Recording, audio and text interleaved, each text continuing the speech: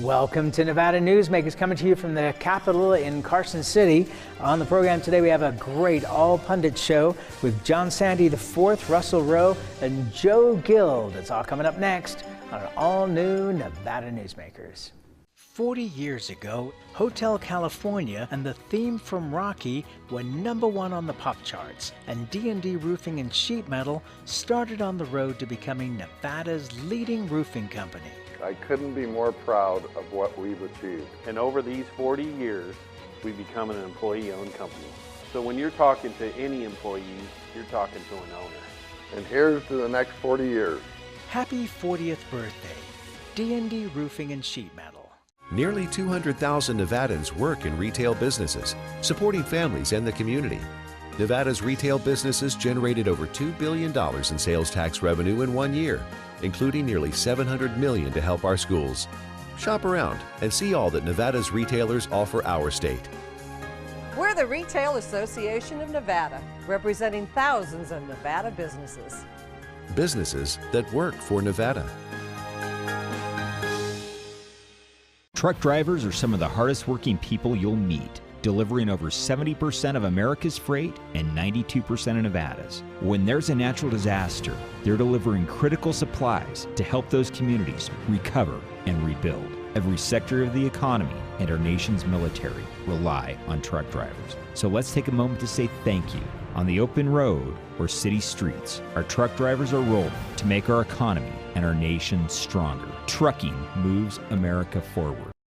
This is Nevada Newsmakers with host Sam Shad, a no-holds-barred political forum. Now, from the Nevada Newsmakers broadcast headquarters, here is Sam Shad. Back on Nevada Newsmakers, coming to you from Carson City. We're in the Capitol in the old Supreme Court building, and we're joined on an all Pundits show with Sande IV, with Argentum partners, Russell Rowe with the Rowe Law Group, and attorney Joe Gill. Pleasure to have you all here. Morning. So the biggest story has to be the $20 million fine that the Nevada Gaming Commission laid out to Wynn Resorts. The juxtaposition of that is that Wynn makes $2 million a day in terms of profit. Sure. So how big of a fine was that? But I guess the other part is, you know, what are we going to see from Massachusetts? What are we going to see from Macau? Because they both have investigations going as well. So it could be significantly more than $20 million. Absolutely. I mean, but to your the first question, I mean, it is the largest fine that they've ever administered. So yeah, multiple of 4. And I don't think that the fact that they make $2 million a day necessarily weighs into the gravity of the impact of the fine and what's going to be taken away, because the implications will be felt in Massachusetts. They will likely be felt in Macau, where these investigations are now. You know, hopefully this is a good opportunity, though, for the Wynn to kind of close the book on this, at least as it relates to Nevada, and move forward. As John mentioned, this is 4 times the fine that Cantor Gaming got several years ago. You know, is this a real warning to all the other gaming companies? You know, is that part of the message here? I think it is, but I also think the Game Control Board took into account the fact that there are other jurisdictions looking at this, and you know, there may be an appetite by Massachusetts to levy a fine larger than Nevada. I would think that came into consideration as the Game Control Board is looking at that.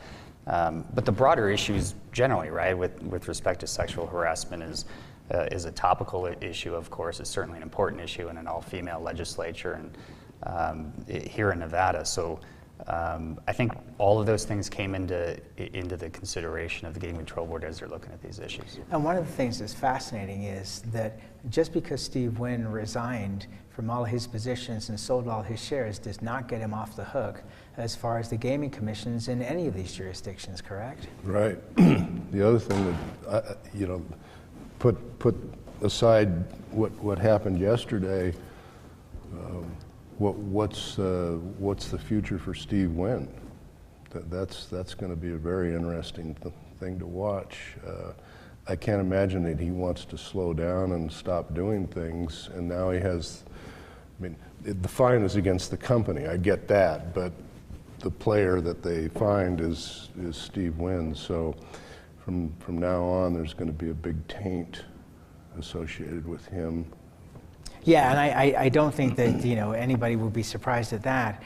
There's been talk of him, you know, continuing on with hotel building, but not gaming properties. But I just think that his, ability to be fined by these various commissions would be very interesting to see, because I don't think we've ever seen a situation like this where somebody who was a former owner and has divested himself of everything, but as A.G. Burnett pointed out in this program, is still liable just because of the licenses he had, because the commissions don't let you off the hook just because you've sold out.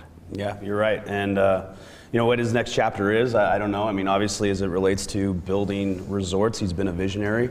I don't think that goes away, but he is going to suffer from the reputational damage that he has, and I'm not so sure that he'll be able to recover from that. And more importantly, we shouldn't lose sight of the company itself. I mean, they've made, in my opinion, they've made significant steps forward, right? A number of people have left that company, resigned, forced out, and they've brought people into positions, I think, to reposition that company properly, and it's important to Nevada. And it's certainly important to Southern Nevada that company come out of this moving forward and with the same energy that it had when Steve Wynn was there. But it's interesting to note that the development side has changed. Going from Paradise Park back to the golf course, believing that that's the way to go, continuing with the convention center, and seeing that as the moneymaker, and then leaving the Alon site, which Steve had bought, which was the New Frontier, and leaving that on the side and saying, okay, down the road we'll develop that, but not for now. Is that the Elaine site or the Alon site? Either way. Inside baseball. Let's talk about another issue, that's relatively top of mind with gaming, which is Carl Icahn, who just recently got rid of Tropicana and the Drew on the Strip. That is now going to finally be finished and no longer be an eyesore on the Strip, but encouraging Caesars, because he's now bought, in one way or another, almost 20% of the company, that they need to be sold. He is not a man to be ignored. Yeah, tell Caesars what to do.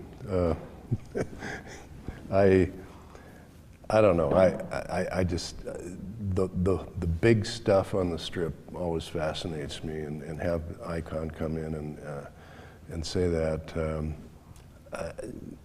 these things have a way of playing out over a long period of time. But he's a very patient man. I mean, well, yeah. He'll sit in an investment for a long time. I mean, he paid $168 million for the Drew, and then sold it for double that. Right. What about the Fontainebleau? I mean, he purchased that, and well, that's what the Drew. Okay. The Drew became. He sat on that for a number of years.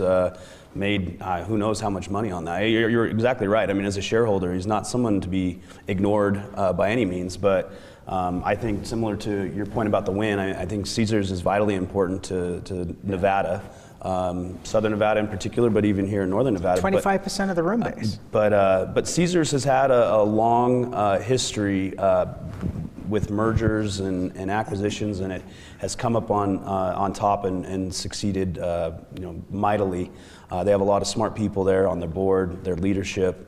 I think they'll make some shrewd decisions and get Caesars on the path to profitable days. Yeah, I wouldn't want to be, facing Mark Vizora.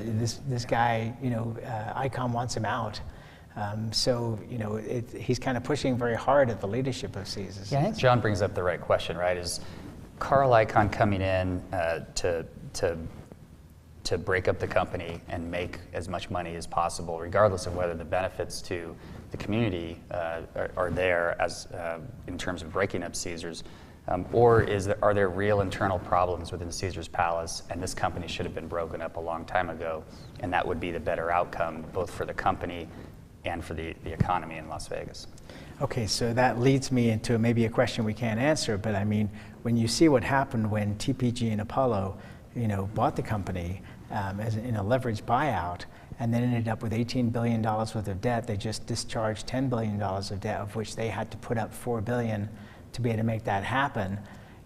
Is the management of the company. And one last point here is that Phil Satry, who ran Caesars and prior as Harris, is sitting across the street at Wynn as the chairman of the board. And I would love to pick his brain as to what he's thinking right now. Let's take a break. We'll come back and we'll talk about what's happening here in Carson City after this timeout.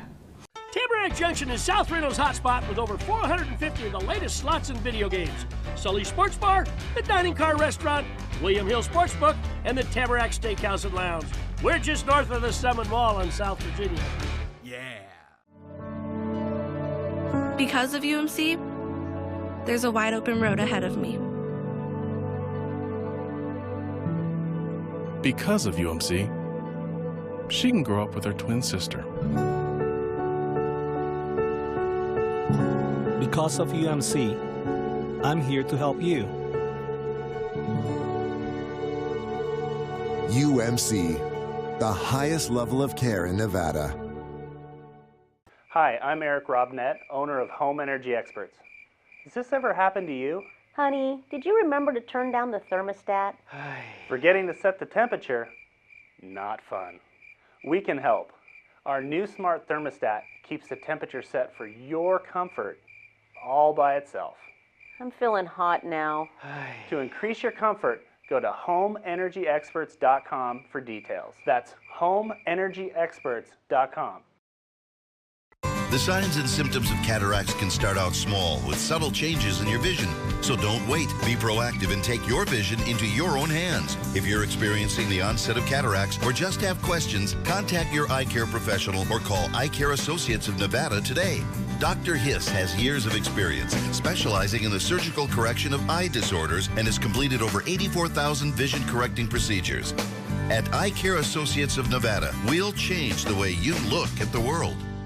The Tamarack Junction Steakhouse is known for signature steaks, handcrafted cocktails, and world-class wines. Join us Thursdays and Friday nights from 4:30 to 6:30 in the Steakhouse Lounge for live music, gourmet plates, and well-priced wines, just north of the Summit Mall on South Virginia. This is Nevada Newsmakers. Back on Nevada Newsmakers, coming to you from Carson City. We're doing an all pundit show with John Sande IV, Russell Rowe, and Joe Gild. A great pundit lineup here. Joe, I've got to ask you, I do have a couple of other questions here before we get to Carson City. The news broke from Todd Prince in the Las Vegas Review-Journal that Barrick is considering making a hostile offer for its biggest competitor, Newmont Mining. What would that mean for Nevada? I knew you were going to ask this question. Well, it's going to be mining and water if you're going to be here. Right? Well, you know, I represent Newmont. What does this mean for Nevada? Well, you know, the two corporate cultures couldn't be any different than they are. And so if Barrick is successful, the question I've got, well, first of all, will they keep me on retainer? The most important question. Second is which culture will prevail? Will the Newmont model, which is kind of low-keyed, do your technical stuff, and this is no criticism, but Barrick was more out in front with corporate giving and things like that. So which culture will prevail? I don't know. The answer is I don't know. But I thought it was interesting, the Newmont response to the Barrick announcement for the takeover was we're better managed. We do it better than you guys. We're worldwide, but so are you. But you know, you haven't really done it that well. So there'll be a lot of tension, assuming the Barrick takeover is successful. This is the fourth time Barrick has taken a run at Newmont, by the way, and the three other times the Newmont shareholders rejected the takeover. So I don't know. It'll be fascinating to watch, to say the least. Okay, John, for you, the latest considering leaving Nevada Energy is the Las Vegas Convention Authority. As we see more and more of these large companies, and this is, of course, a semi-government agency, moving away from the power company. What does this say to you, in the end, about question 3? And did the public just get filled with misinformation that they could have benefited in the long run from having the choice of power? Yeah, that's there's to unwind the onion of that question. It would take some time. I've got time. Yeah. I mean, so question 3 was, it is what it was. I mean, it was a constitutional amendment, and I think there was a number of people that opposed question 3, not for the policy it was trying to put forth, but because they didn't necessarily want to see that policy done in the Constitution. I think. Yes, obviously it was a campaign. I think there was a lot of information put out there. Was some of it misinformation? I think only time will tell. I think what the exits do say is that people that work in this industry or work in industry, when they look at the opportunities and the options that are out there for them, that perhaps a future without the utility model is better for them. Does that necessarily mean that it's better for John Q. ratepayer? Perhaps. But again, I think time will tell the story on that one, and whether question 3 was a smart policy, despite the fact that it would have amended the Constitution. I asked Michael Yakira on this program back in November how long it would take NV Energy to amortize the $63 million that they spent on that campaign, and unfortunately he didn't have a good answer for me. Let me change topics for you, Russ. There's a group in the legislature in the Assembly that wants to have marijuana removed from pre-employment drug tests in Nevada. Mm-hmm. And this just screams at me of issues, whether it's doctors, nurses, truckers, firefighters, you name it. That's right. Just about every industry, from gaming to contractors. I've had several conversations with representatives of different industries where this is coming up not because you're going out seeking the conversation. Everyone's talking about it because it creates so many difficulties for different companies. So clearly we need to have a more in-depth conversation on how marijuana is going to be integrated into our society, and particularly from an employment and business standpoint. But the legislation that you're referring to probably goes a little too far too quickly. I think it's too quickly, and I'm sorry to interrupt, okay. But I think, but this legislation does raise an important point, because I don't think necessarily the Assembly people that are looking at this are extreme pro-marijuana folks. They're just saying, it's legal now. People can drink legally. They can consume marijuana legally, but we don't have a test, a drug test for pre-screening for employment on alcohol. But the reason because of that is we don't have a test for impairment. With alcohol, you can determine impairment. If somebody got in an accident, if there was this or that they were impaired at the time they did that. With marijuana, you don't have the ability to do that. So the pre-screen is the only thing that they have right now, and employers have a legitimate purpose, especially certain employers where people are going to be operating machinery and the safety of others is involved here, to want to be able to determine impairment or whether somebody is a consumer or not. And so the policy question is a lot more detailed than just whether somebody smokes pot or not. Well, it's interesting. The deputy chief of the Reno Police Department was on the program talking about pulling people over and what the law enforcement, and I have to applaud law enforcement, I think in the state of Nevada, Arizona, and Colorado, that they have all looked at this and said, the law has changed, we're following the law, so we're not going to just sit outside of a club waiting for somebody to drive off stone. But they have come up with ways to be at a test to see if somebody is impaired when driving. But the other issue is that there are so many different levels now of THC. If you go back in the day, and I'm of course just recollecting from what people told me, that there was one standard, which is somebody went out and bought a lid of pot for $20 and smoked it.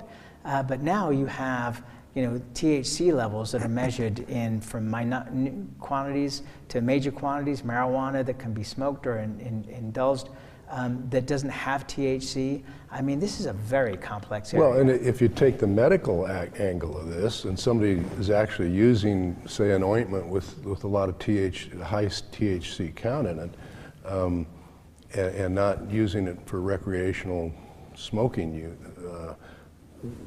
where's the line? How do you draw that line?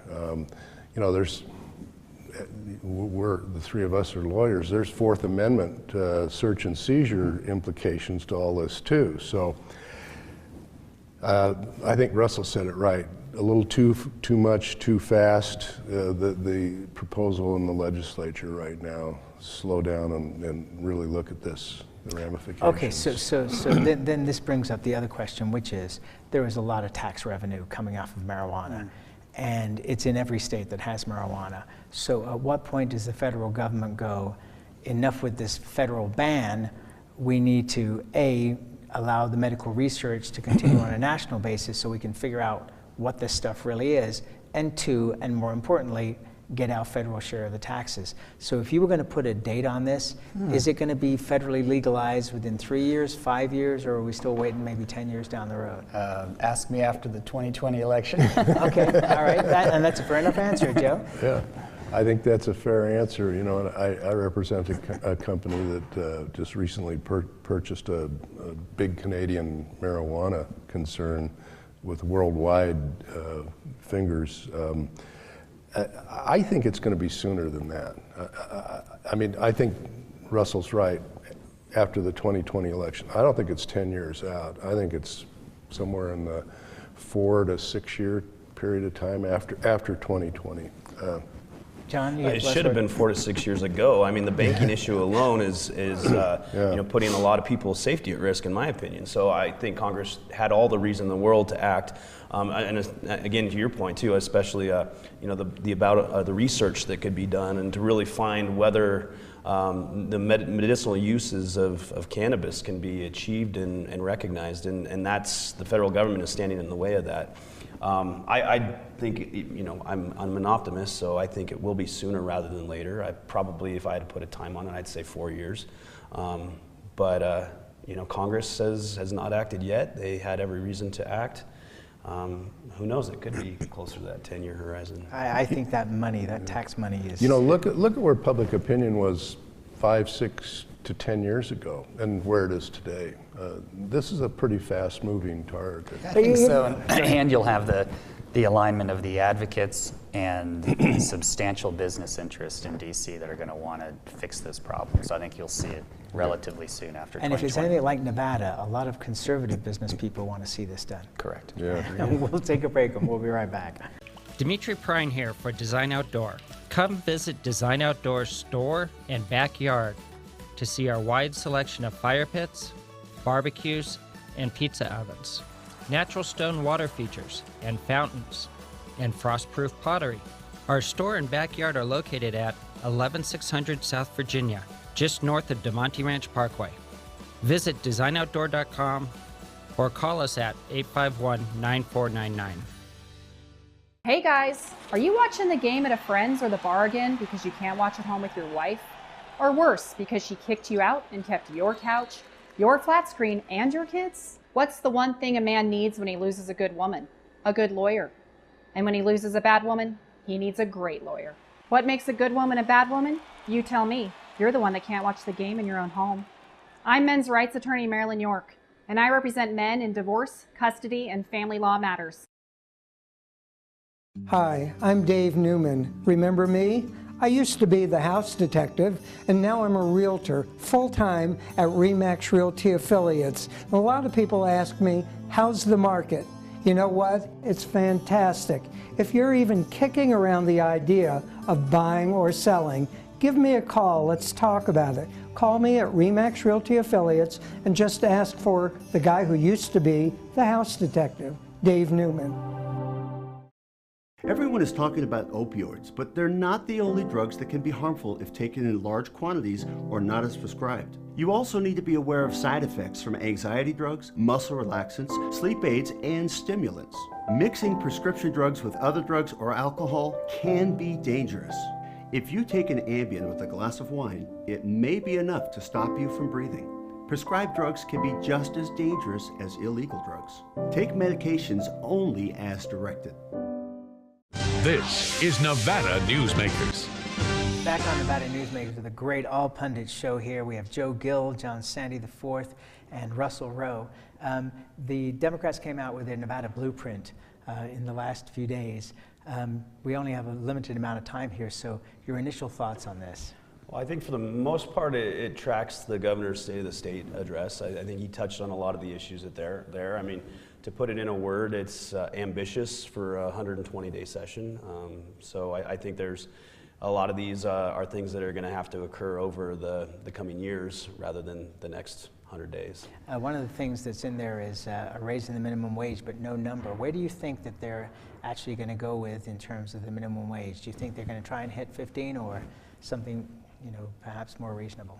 No, I think that's actually one issue that's going to be anticlimactic. I think there's a lot of, I don't want to say consensus, but I think that this has been talked about enough to where there's an understanding of and even a recognition of the need to raise it, but to do it carefully. I think really it's all the other issues that are on that blueprint. And to me, it's to show me the money. I mean, where's the money going to come from to fund many of these proposals? And what does that economic forum say in the beginning of May? Joe, you get the last word. Well, this is similar to the blueprint laid out in the 2017 session. Difference will be there won't be 40 vetoes this session with a Democratic governor. And that's where you have to leave it. Thank you guys for a great show. Really appreciate you being here. And we'll be right back. A bird's eye captures its surroundings at different heights. At Brian Culpa Photography, we can make your imagination soar over buildings, parks, cityscapes, and beyond. Brian's images tell the story and get the job done. If you need a new perspective to tell your story, contact Brian today. Brian Culpa Photography. Experience the bird's eye view at brianculpaphotography.com.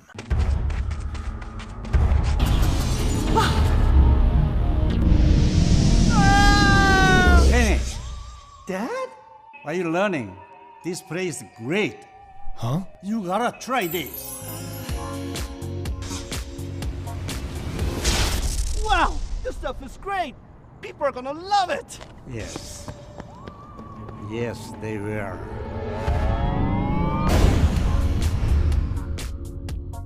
St. Ives Florist for every holiday and every special occasion. For romance. Custom home design.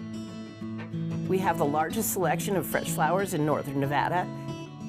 And we also offer a large selection of unique gift items.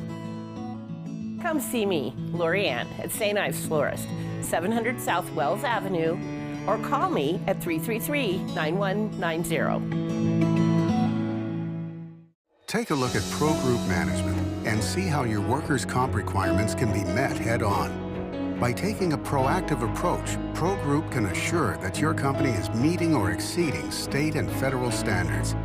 As you move forward in your industry, Pro Group moves with you, simplifying regulatory tasks, clearing the way so you can get the job done and look to your future success. Pro Group Management, workers' comp that works for you.